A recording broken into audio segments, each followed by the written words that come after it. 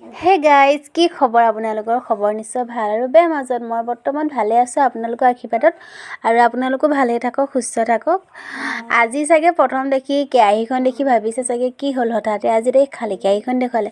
আচলতে কি জানেনে, স্কুলত যে পায় যে চুজি খিচিৰি যি নহওক, আজি মই চুজি বনাইছোঁ। স্কুলত পোৱা চুজি হওক, খিচিৰি হওক, ল'ৰা ছোৱালী আৰু ডাঙৰ মানুহেও খাবলৈ মন নকৰে। আৰু মই কেনেদৰে বনাইছোঁ চাবচোন। কেৰাহী একেবাৰে এদাই হৈ গৈছে।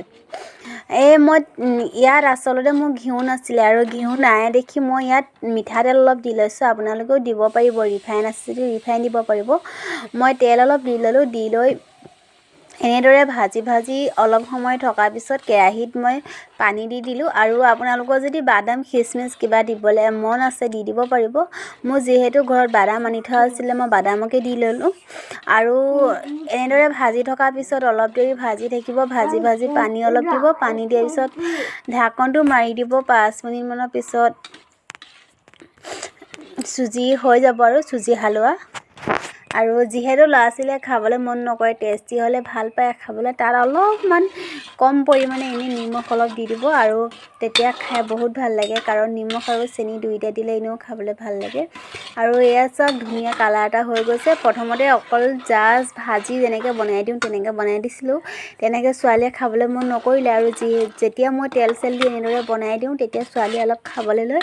আৰু এনেও ল'ৰা হওক ডাঙৰ হওক এনেও টেষ্টিটো বিচাৰে, আৰু টেষ্টিটো হ'বৰ কাৰণে আমি অকণমান তাত কষ্ট কৰিব লাগিব আৰু ভাল লাগিবলৈ।